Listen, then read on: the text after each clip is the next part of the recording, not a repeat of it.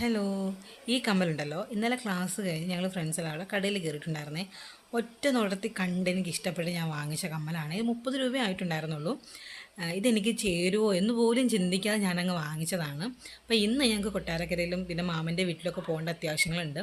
ഇട്ടുകൊണ്ട് പോകാമെന്ന് കരുതിയിട്ട് ഞാൻ ഇട്ട് നോക്കി, കൊള്ളാവോ എന്ന് അറിയണമല്ലോ. അപ്പം എനിക്ക് ഇഷ്ടപ്പെട്ടു. കൊള്ളാമെന്നൊക്കെ ഒരു തോന്നൽ, കൊള്ളായിരിക്കും അല്ലേ. അങ്ങനെ കമ്മലൊക്കെ ഇട്ട് നമ്മൾ പോകാനായിട്ട് ഇറങ്ങി നിന്നപ്പം ഗ്യാസുകാർ വരുമെന്ന് പറഞ്ഞു. അങ്ങനെ അവരെ വെയിറ്റ് ചെയ്ത് നിന്നു. അരമുക്കാൽ മണിക്കൂറിനുള്ളിൽ വരുമെന്ന് പറഞ്ഞവർ 1 മണിക്കൂറായിട്ടും വന്നില്ല. അങ്ങനെ പിന്നെ ഞങ്ങൾ അവിടെ നിന്ന് കുറച്ച് ഫോട്ടോസും കാര്യങ്ങളൊക്കെ എടുത്തിട്ട് നേരെ കൊട്ടാരക്കരയ്ക്ക് വിട്ടു.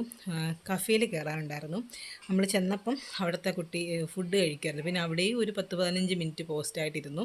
പിന്നെ അവിടുത്തെ കാര്യങ്ങളെല്ലാം കഴിഞ്ഞ് ഞങ്ങൾ ഇറങ്ങി നേരെ പോയത് മാമൻ്റെ വീട്ടിലേക്കാണ് കേട്ടോ. അപ്പോഴത്തേക്ക് ഉച്ചയ്ക്ക് 1 മണി കഴിഞ്ഞിട്ടുണ്ടായിരുന്നു. ഭയങ്കരമായിട്ടും കുഴഞ്ഞ് വിശന്ന് വലഞ്ഞാണ് ഞങ്ങളവിടെ ചെന്നത്. അവിടെ ചെന്നപ്പോൾ താണ്ടെ നല്ല ചൂരക്കറിയും ബീഫ് ഫ്രൈ ഒക്കെ കൂട്ടിയിരുന്ന അടിപൊളി സദ്യയായിരുന്നു. അവിടെ ചെറിയൊരു വിശേഷം ഉണ്ടായിരുന്നേ. അങ്ങനെ ഞങ്ങൾ അവിടെ നിന്ന് ഫുഡൊക്കെ കഴിച്ചു. എൻ്റെ കഴിപ്പ് കണ്ടാലും അറിയാം എനിക്ക് അത്രമാത്രം വിശന്നിരിക്കുന്ന സമയമായിരുന്നേ. മോനും കൊടുത്തു, ഞാനും കഴിച്ചു. അത് കഴിഞ്ഞിട്ട് ഞങ്ങളൊരു 4 മണിയൊക്കെ ആയപ്പം 4 മണി കഴിഞ്ഞു എന്ന് തോന്നുന്നു അവിടെ നിന്ന് ഇറങ്ങി. അവിടെ നിന്ന് ഇറങ്ങിയപ്പോൾ ഒരു പുതിയൊരു ബേക്കറി ഉണ്ട് കേട്ടോ. അപ്പം അവിടെ കയറി ഞാനൊരു അവിൽ മിൽക്കും ചേട്ടനാണെങ്കിൽ ഷാർജ ജ്യൂസും കഴിച്ചിട്ട് ഞങ്ങൾ നേരെ എത്തിയത് പരാഗ് ഫാഷനിലാണ്.